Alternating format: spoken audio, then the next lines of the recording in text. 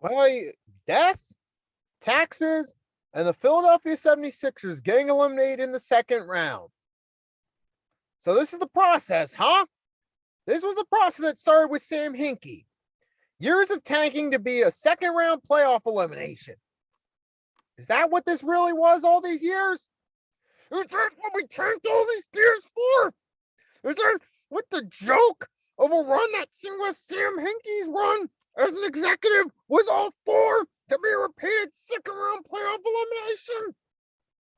With Brett Brown? That why we kept him all those years? So that when we finally got good talent, we could just keep getting eliminated and then only to fire Brett Brown to bring in the biggest underachiever in NBA coaching history and Doc Rivers? Is that what this was for? Is what all those years of tanking was for?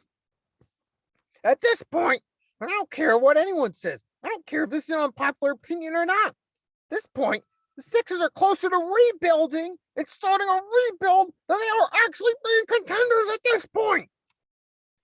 Okay? Because look at the roster we have right now.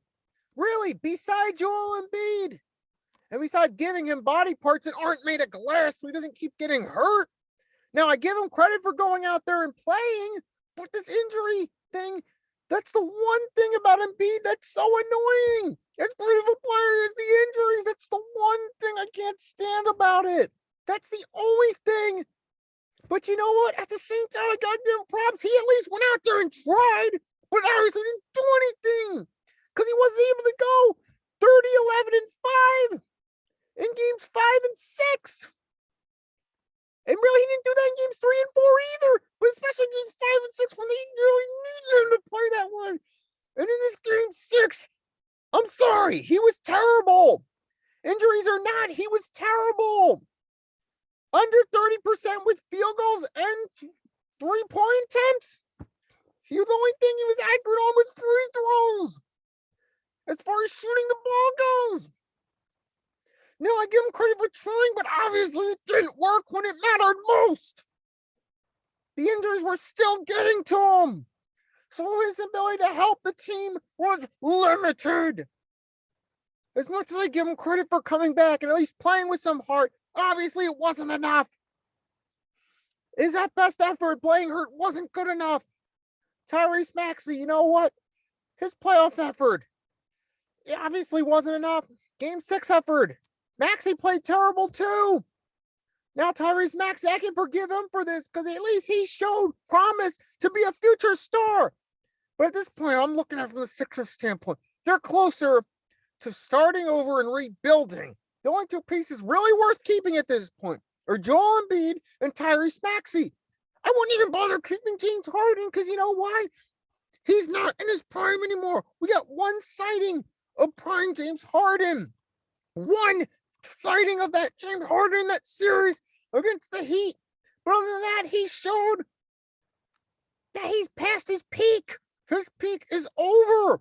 And let's be real about it, Sixers fans. The reason we were so happy when the trade happened, the real reason is because we got rid of the guy who at the time was the biggest cancer to the Sixers and Ben Simmons. That's why we were so happy about it. Let's be real. That's the real reason we were happy. And now the real biggest cancer is Doc Rivers as a coach. The biggest underachieving coach in NBA history, like I said at the beginning. I mean, at this point, the whole roster, including Doc Rivers, is replaceable. I mean, I've talked about it before. Horrible rotation. Did a poor job developing young guys. Specifically, Paul Reed is one. Didn't do anything to help with him. I mean, Isaiah Joe and those guys, even when they're there, he doesn't do anything to help them develop. Because he doesn't give them playing time to actually step on the court, learn from their mistakes, grow and get better as players.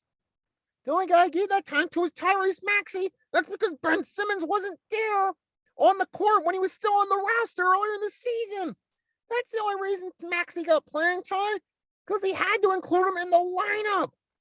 And it actually worked out. So the one time Doc Rivers was forced to start a younger guy, guess what? It actually worked. but he still does a poor job developing young guys. He did it with the Clippers too. Take Terrence Mann. This year he had his best year thus far.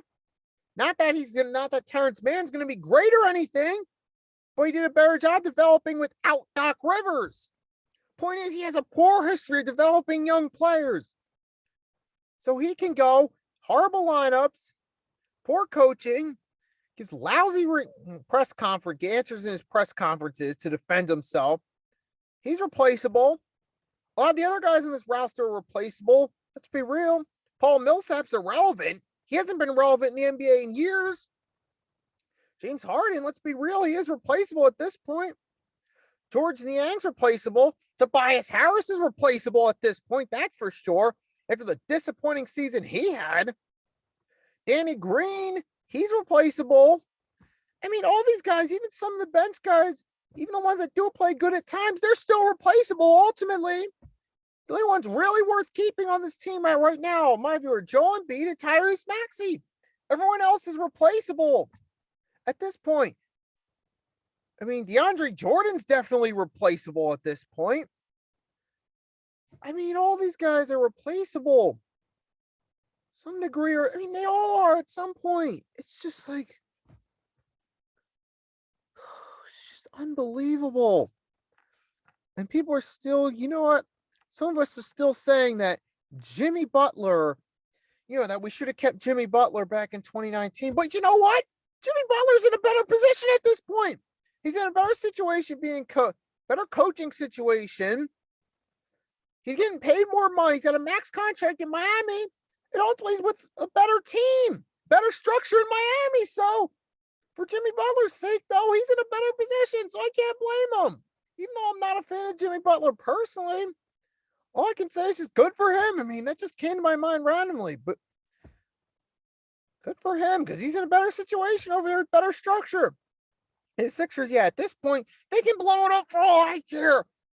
Just based off the way they started playing late in the regular season, based off the 2 games they gave up in the Raptors when they had a good chance at sweeping them, and the way they played against the Miami Heat, they're at this point closer to a rebuild than actually contending for a championship. I mean, even the guys like Shea Milton, pretty much all those guys are replaceable at this point. That's all I can really say about this. So, if any Miami Heat fans are on this video, you know what? Congratulations to your team. Best of luck in the Eastern Conference Finals against either the Celtics or Bucks. Bucks win tomorrow, it'll be the Bucks. If not, we go to Game 7, and the winner of Game 7 between the Celtics and Bucks, if the Celtics win tomorrow night, would play the Heat. But that's another subject, man. All I'm going to say is this Sixers season's over. It was inevitable, so I'm actually kind of glad it's over. Even though I'm disappointed the way they played, I'm kind of glad it's over because I knew it was going to happen. I'm just glad it's over with now. Then I'll just start a rebuild. Pretty much everyone's replaceable, including, coaches and majority of the players. So just rebuild already. That's all I'm going to say about this. Hope you guys enjoyed my little rant right there. If you're new to the channel and subscribe, do so. Also, make sure to drop a like. Feel free to comment. Let me know how you felt about this season, about the series. Most of all, have a wonderful day or night. Nicky Steve signing off, and I'll see you next time.